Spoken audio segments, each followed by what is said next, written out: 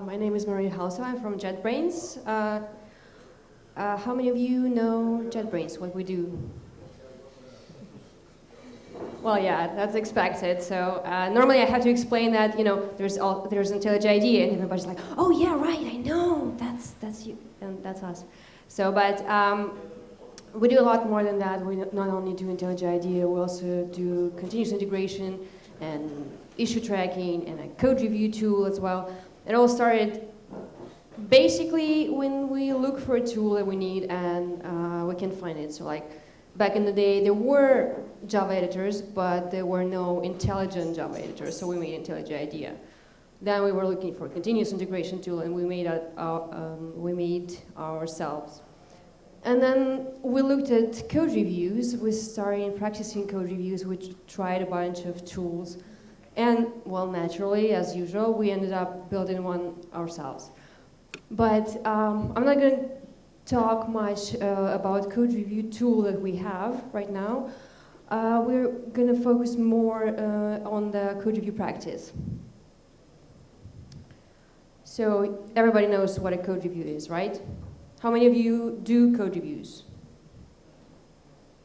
Well, yeah, the majority, I'd say. So you all know the benefits of code reviews. I'm not going to stop at this slide for too long. I know it's the last talk and you're all tired and you want to go to the parties. I'm not going to talk too much about the benefits of code review. There's many things on this slide, and these are the goals you need to be setting if you want to start doing code reviews or if you're already doing code reviews. There's one thing I want to warn you about is never use code reviews for this. Everybody can see what's written there? I hope. I hope it's big enough for you to be able to read. So yeah, some people, especially managers, they're tempted to use code reviews to perform evaluations and that sort of thing. And that's one thing that can destroy code reviews for everybody, because if the team feels like code reviews can be used against them, then they're going to do their best to look better. They're not going to care about how many issues they find. They're not going to care about learning or sharing knowledge, nothing like that. It's just like, okay, how do I make myself look better? Maybe I should find more problems and like imagine problems, or maybe I should just do less and things like that. So that's one thing you should never be doing when you're doing code reviews. But so what we're going to talk about today, we're going to talk really quickly about having a smooth start, how to start doing code reviews in your team for those who haven't started doing that yet. Then we're going to move to how to actually get more value out of code reviews. What is it exactly we want to address with code reviews? What kind of problems are we going to be looking for? And then, of course, there is human factor, because humans are involved. And we're going to begin with introducing code reviews in your team, adopting the practice. And as with any software practice, there are basically 4 key aspects that you have to keep in mind when you're going to introduce code reviews to your team. There's the team itself, naturally. There is the change impact, the process, and the tool. And we're going to talk a little about each of them. So the team, these are the people who are doing the code reviews, so it's crucial to get them on board, to explain why are you doing code reviews, what are the goals that you are setting, what's the benefit, how are you going to be a better team, better developers, how are you going to have better software with code reviews. So you have to communicate your goals clearly. Why do you want to have code reviews in your team? And of course, some people might have some concerns. Some people just don't like any change, like, I don't want to change anything, I just like things the way they are. Some may have valid concerns, like how it's going to affect my routine, I don't have time, and things like that. And some may have had some bad experience before, like in that example in that cartoon.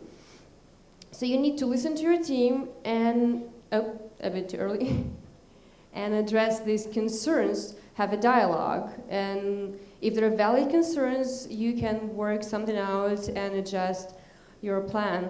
And then the last thing that you need to do is, last but not least, you have to cultivate code review culture in your team. And that sounds vague, but that means, for instance, sharing best practices, explaining clearly your goals, and maybe working together on some sort of guideline, what exactly you want to be looking for, because there are many things, and what is important, what in your team, what are priorities. So next thing is the change impact. There are 3 essential questions here: who, what, and when. Who is going to do code reviews? If you're a startup with 5 people, that's pretty obvious, everybody.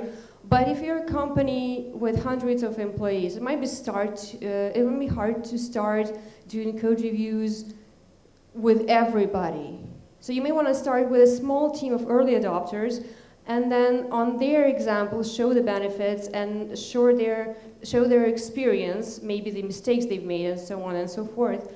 And then it's going to be easier to adopt the practice with the rest of the teams. What are you going to review all changes, or you have some critical path you want to address, or basically, if you start, it's generally not a good idea to jump on the whole code base that you already have. So you want to start with the new changes in the beginning. Maybe at some point later you will also address the rest. And even with the new changes, you may want to think like, okay, we just want to cover this critical path in the beginning, and then we'll see. And then there's when. This is pretty obvious. You don't want to start doing code reviews in your team 1 week before a major release. Everybody's going to hate you for that. And, or for instance, 2 days before Christmas, and nobody will care. Then the next thing is the process. It doesn't have to be like this one in the picture. That's something, what we do in our team, a developer just commits a feature to a feature branch. What's that? I think, okay. Okay. Well, that didn't sound very nice, but if anything, we'll go early to the party. Yay. So yeah, we commit the change to the feature branch, and then somebody reviews the changes. If it's good, it's good. If there are some problems found, back to square one. But the most important thing is that you have to agree on the process. Are you using pull requests, or are you doing post-commit, pre-commit? It largely depends on what process are you already using. So there are many ways to do this, and you just need to decide which one works better for you and which one is closer for what you already have. No need to bring too many changes at once. It's generally a good idea. Now there we go. It said it will turn off. Right. I guess I'll have to mime the process. Oh, there is one. This one's working. Okay, they're both working now. So sometimes managers are tempted to introduce too many rules, like if there is this commit, and one person has to look at it, and if he accepted the change, then another one, and then another rule, and it just, the more rules you have, the higher is the chance that somebody will break the rule, and then it's going to be all confusing who was supposed to do what, who didn't do what, and the simpler it is, the faster the process will go, the better, the faster you will get results, the less confusion there will be. So try not to overcomplicate things. Iterations are a good thing, which they actually mean that there is process. So if you're going back to square one, that means either there was a problem found in your code and the code author has to address it, or there was a question, so some sort of misunderstanding. So that's actually an indication that code reviews are doing something for you. Studies suggest that average of 2 reviewers is the best thing you can do, because the first reviewer is normally going to find about 50% of possible issues. The second one, 25%, and after that is just a diminishing return and a waste of money and time for everybody. There's also an effect of social loafing. That's when, imagine 5 people have been assigned to review somebody's code, and each of them is thinking, well, there's 4 more people that are going to look at that, they're going to find something. I don't really need to pay much attention to that. So in the end, nobody's actually paying much attention. Nobody's actually finding anything. And again, it's a waste of time and money for everybody. 2 reviewers are a good thing if you want to onboard new team members or junior developers, because statistically they find a lot less issues. But code reviews are really, really good for new team members and for junior developers to get on board, to learn your code base, to learn your code style, and so on and so forth, your guidelines, to familiarize themselves with what you're doing already. So it's good to have them do code reviews, but if you also want to find some issues, find some problems, then it's recommended to pair them up with more experienced developer. And it's also recommended to do reviews as often as you can, so to keep the loop of feedback going on and on and on and on.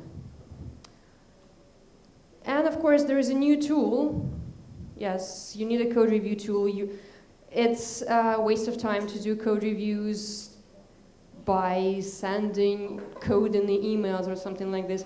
Code review tools, there's plenty of them. There's like dozens of them out there on the market, so you can find the one that works for you. But they're good for a few things. First, they record the discussions that you have, which help you later realize that why did you arrive to this particular decision? Why did you solve this problem in this manner? And they also have all kinds of features to allow asynchronous code review and to basically accumulate the knowledge and help you share it. So you just need to find the right one for you. So for instance, you can start with your version control system. How many of you use Git? Okay, most of you. So you guys will have no problem finding a tool. I think all of them support Git. Subversion. Okay, you still have choice. Clear case. Yeah, you need to switch to something first. I didn't say that. So yeah, and then again, you need to find a tool which supports your workflow. If you're doing pull requests, or if you're doing pre-commit, post-commit, this kind of thing, maybe you have some specific needs. You want to be able to specify some complicated rules, which are not recommended, but sometimes there's need for them in some paranoid government teams, things like that. Right, so summarizing, to be able to have a really smooth starter, not so many things to consider, but these are very, very important things. So you need to have an open dialogue with your team about your goals, the process, what's changing, how it's changing, when it's going to happen. You need to plan things, how are you going to introduce it, and you need to find the tool, and that's it. So at this point, you can start doing code reviews, but I have more hints for you. We are going to talk now about how to make the most out of them, how to make them actually useful. So first things first, code reviews are like a cherry on top of the cake. They're not the cake. So it does not replace all the techniques and tools that you use to ensure code quality. So you still need to run tests. to write tests, and to run them in your continuous integration server. You still need that. You still need to use static code analysis tools, whatever you're using, but can be in your IDE or on the server, and things like spell checker and so on and so forth. You still need to use all of these things, and this is important. It's tempting to fight over indentation and spaces and things like this, but it's the worst waste of developers' time during code review. You can have code styling templates in your IDE, share it in your team, make everybody use the same one. If your developers are fighting over how many spaces are there, it's not bringing any value. It's a waste of time. I felt like it's important to say this because many, many times people are tempted to fight over style during the code review. So there are certain things that you can do as a code author to make sure that code review brings the most value. And these are actually the things that you should be doing anyways, whether you're doing code review or not. First, review your own code before committing it. There was a study, I think, in Cisco that showed that reviewers who were looking at the code that was double-checked by their authors, they found 50% less issues. There's 50% less issues in the code. The only thing needed for that was for the author just to look at it again. It doesn't take much time, and that's helpful whether you're doing code reviews or not. Commit small changes. That's better not only for code review, but also for continuous integration. There's less merge conflicts, it's easier to revert. And for code review, if you jam into one commit a feature, a bug fix, some refactoring on top, it's going to be very, very hard for a person reviewing it to make sense of it, which one goes where, and it's just going to be very complicated, and it's not called for. Document your code so that the reviewer can understand it easier, and write a meaningful commit message. So it's not just fix the bug, but what was happening and how it was fixed, how it was addressed, things like that. As a reviewer, there's a bunch of things that you can do. Do not drag it. Sometimes it doesn't mean that you have to jump right at it. It doesn't have to mean that you have to drop everything and start doing code review as soon as you receive an email or a notification about it. No. But it's not that hard to find time within 24 hours.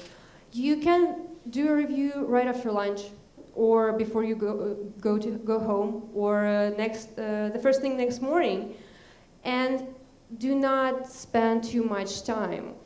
Again, studies show that 1 hour is enough to do a code review. Some people argue that 10 minutes is enough. The thing is, some people are tempted to spend more time because they feel pressure to find a problem. If I'm doing code review, that means that I have to find something. But that's not true. Yes, most of the changes bring some issues with them, but not all of them. If you can't find something in 1 hour, maybe it's not worth spending more time to look into it. Maybe there's nothing. Maybe there's nothing major. Just accept it and move on. And one thing to remember when you're doing a code review is to apply your expertise.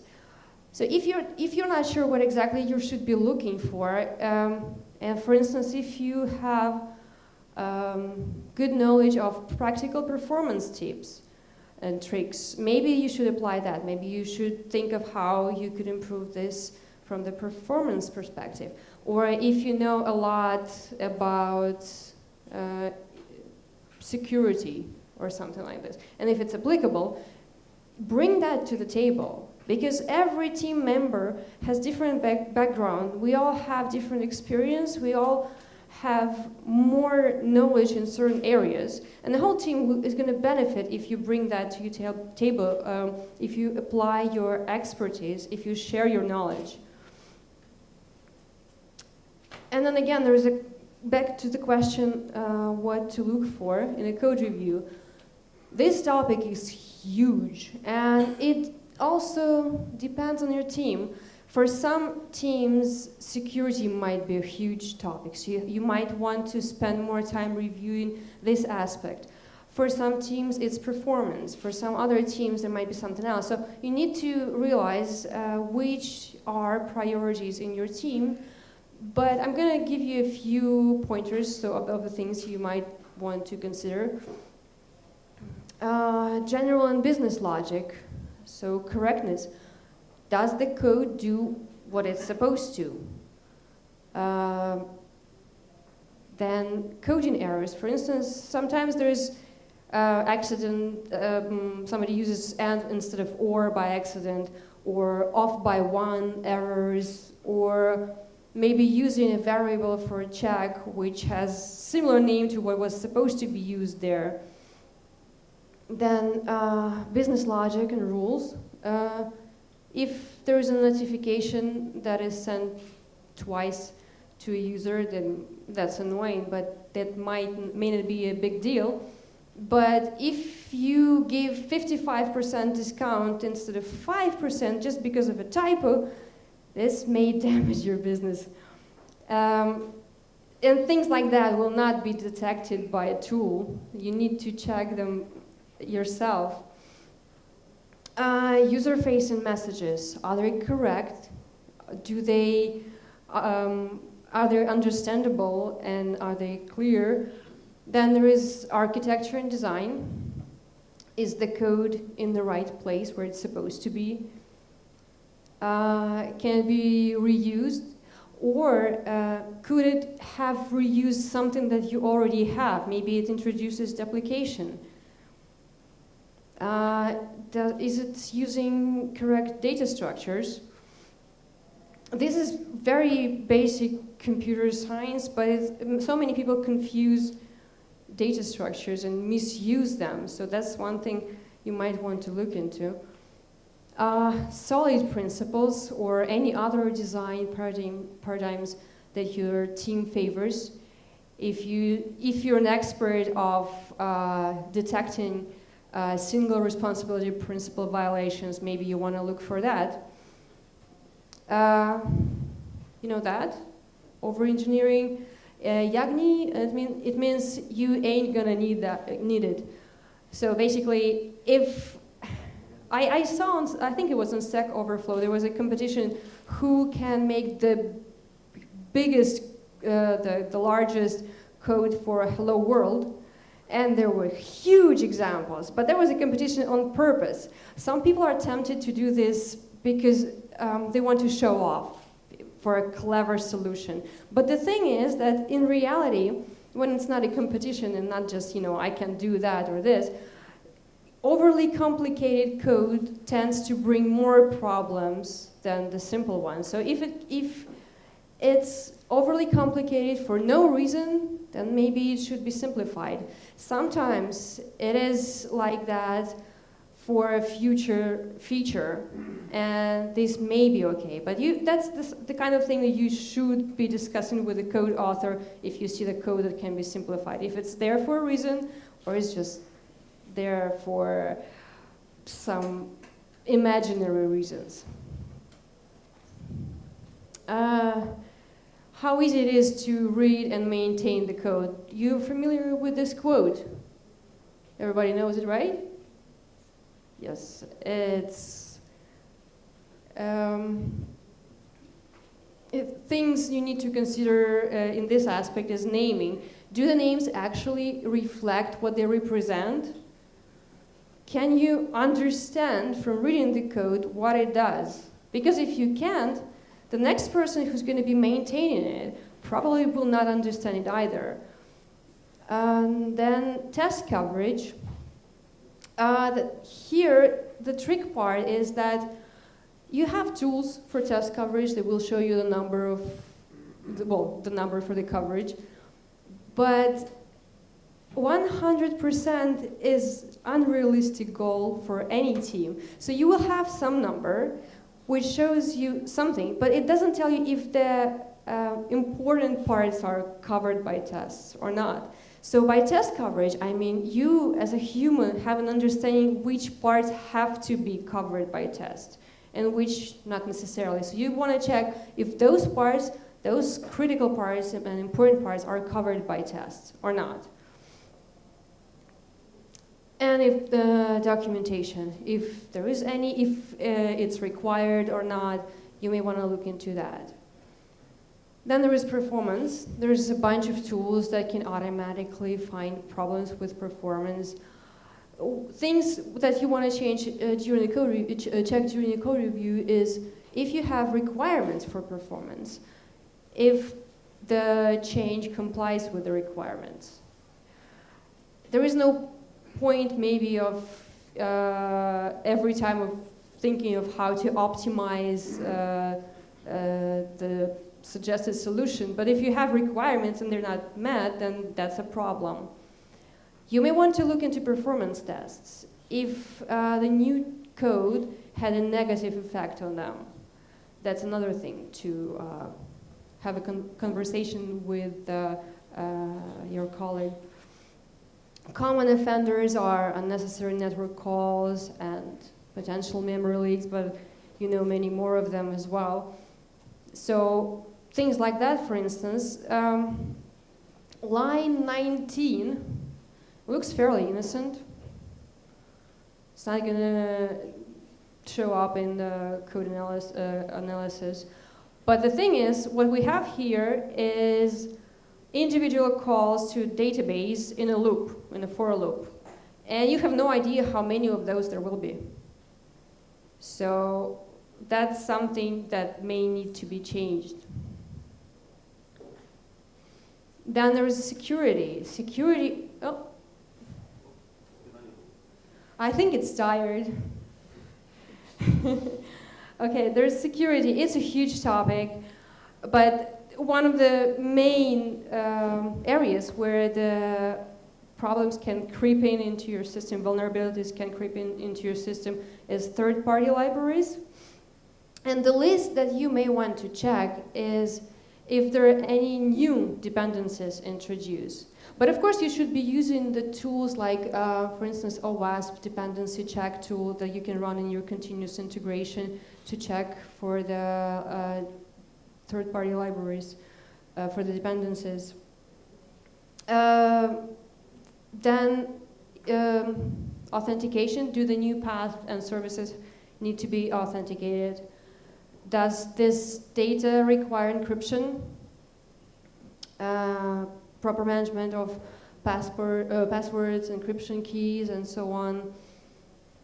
And there's gray area of things that may be a problem or may not be a problem. For instance, there's a simple example.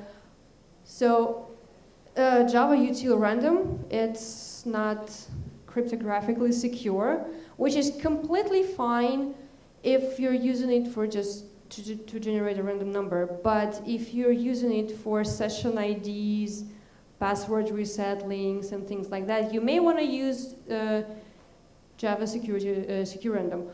So that depends. This is the kind of thing that is not necessarily a problem. It may be, but only you as a human can understand in this particular context, is this a problem or not? So if it is, you may want to write a comment so that we need to use here secure random because we're generating a session ID here. For those of you who are interested in the topic of security, do you know these links? Do you know these resources?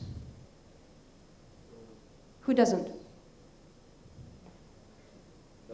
Who doesn't know about this? Okay, so the first one is a community-developed dictionary of software weaknesses.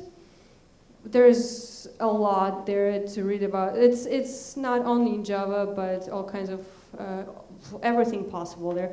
And then there's OWASP, that's open source web application security project. They have also a lot of articles about web application security, and they have a code review guidebook dedicated entirely to security problems. At the moment, it's version 1, and it's a bit old, it's from 2008, but they're working on the 2.0. Now it's in alpha stage, but there's already a lot of useful information on the code review from the security perspective. I definitely recommend this one if security is related to you.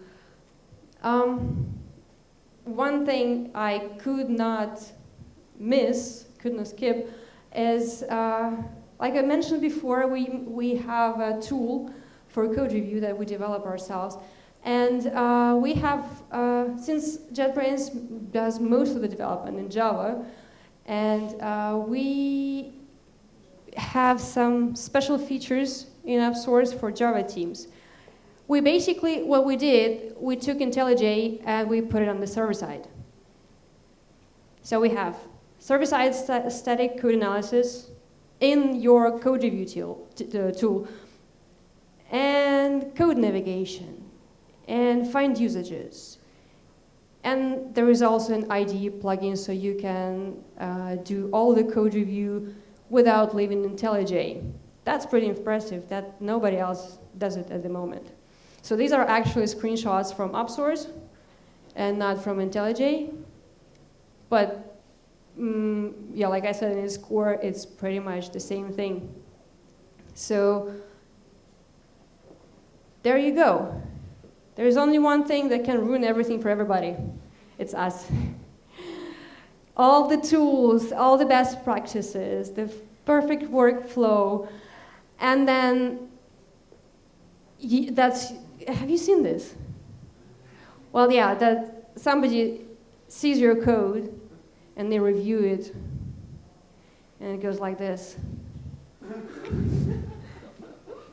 Happened to everybody, right? You see something and you go, where's the spoon? I want to poke my eyes out. And then these people, they just write whatever they think about this code, and the person comes to work next morning and reads the commands, and it feels like this.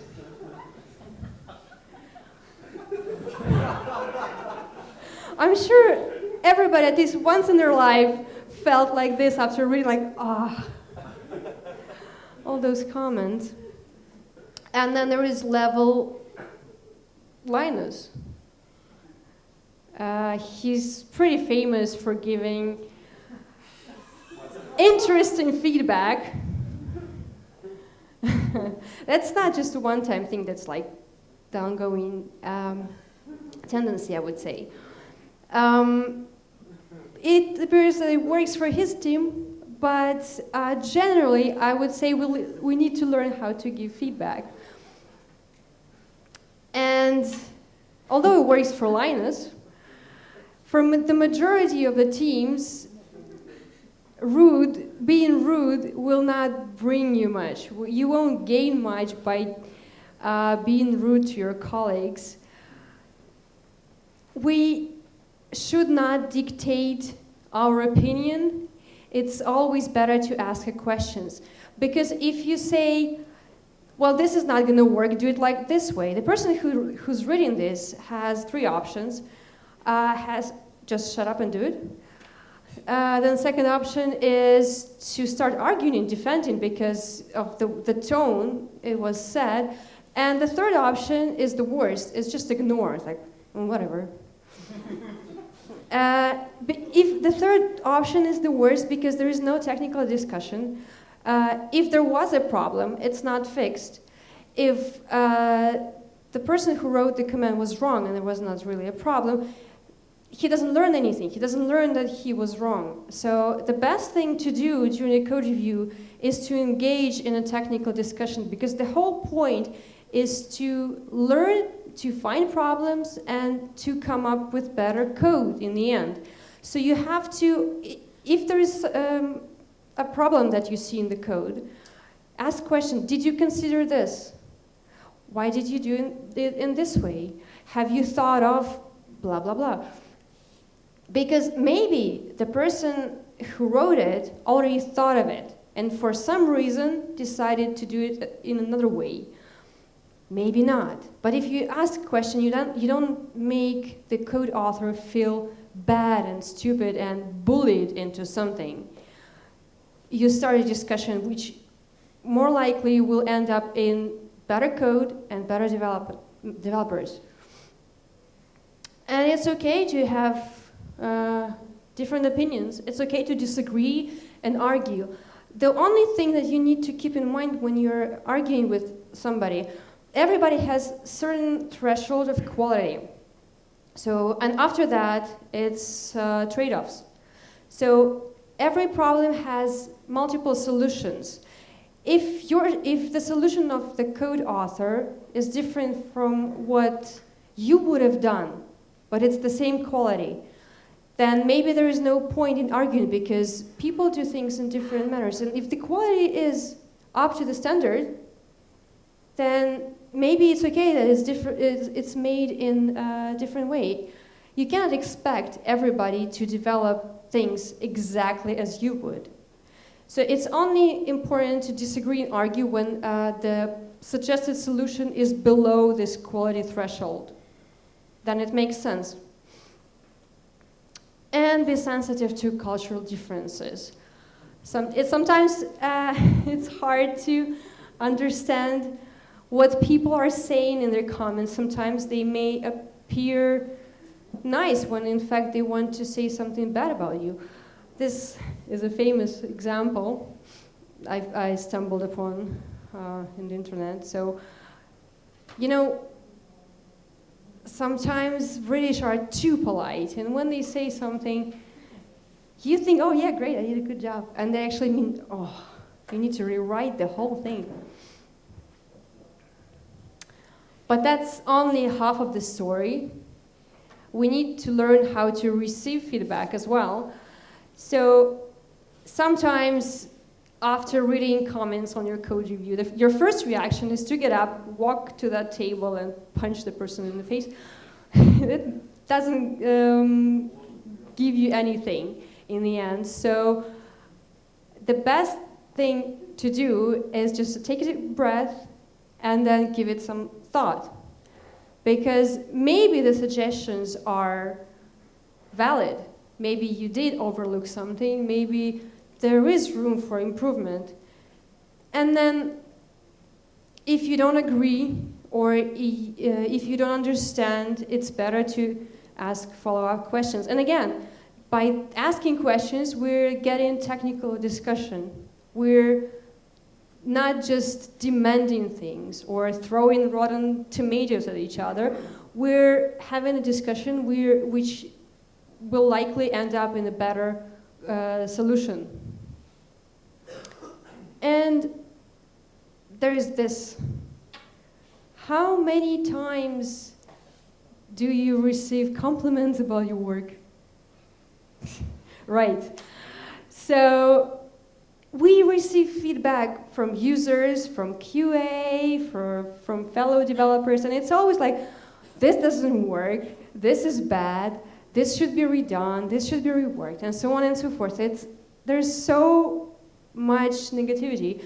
But if you learn something, if you ask a question, and if you actually learn something from the person who wrote it, or if you saw some elegant solution to a problem, just let the author know, like, oh, wait, that's a great work, or cool, good job, man. And that's always nice to hear your work is appreciated. So if you see something great, just say it. And that's my time. Thank you.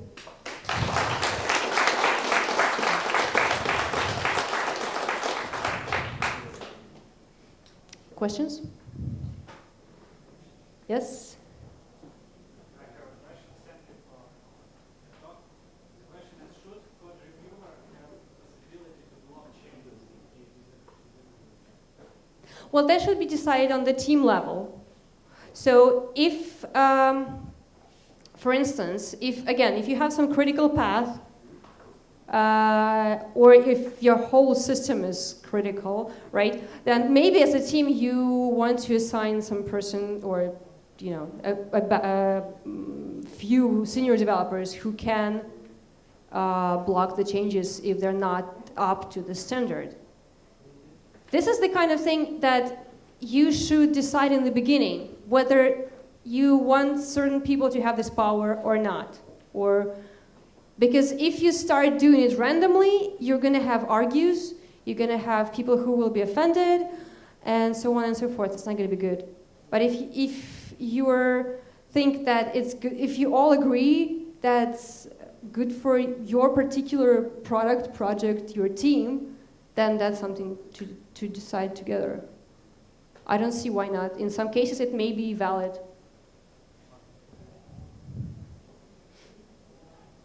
Mm-hmm.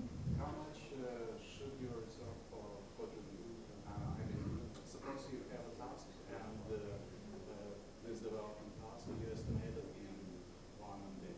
How much time would you estimate for code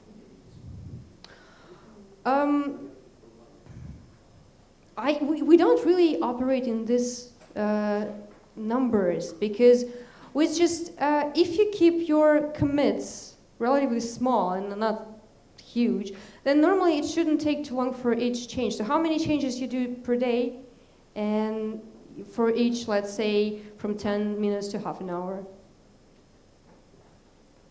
So I didn't count it like that. We count more like how many commits, how many code reviews on this scale.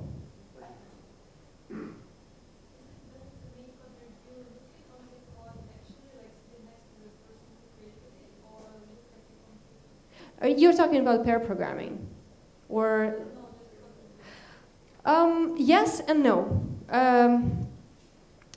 It's better because the person sitting right next to you can explain faster the reasoning. So the conversation that's happening is faster, and there are two problems with this.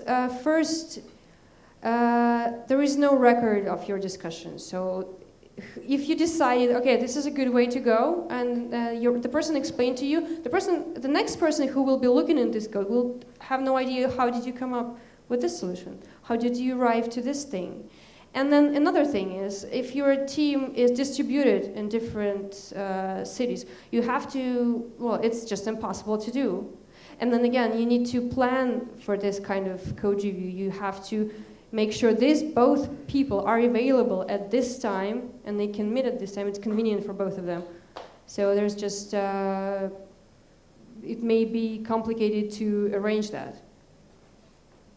So it depends. If your whole team is 10 people sitting in the same office, it may be faster, and everybody hears how you explain your reasoning, so maybe it would work.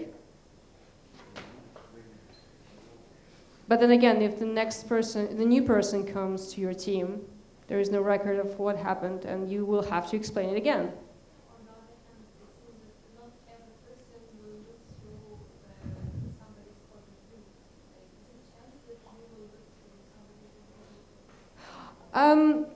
What we have, for instance, in UpSource, we have two states of discussions: they're resolved and unresolved. So unresolved discussions we keep through the history. So whatever revision you open of this file, if you're just browsing it, you have access to a history of the discussions.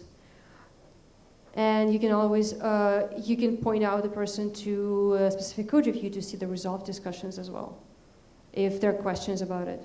So that's what tools are good for. They keep the history of discussions. So when you need it, you can just search it and share the link.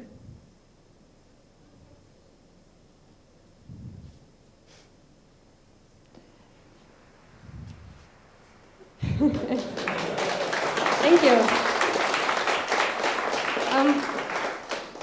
I forgot to tell, I don't know, some people like having stickers on their laptop. I have a bunch with me. It's UpSource and IntelliJ and all kinds of things. So if you want stickers, if you like stickers, Yeah. Cool. I have them with me.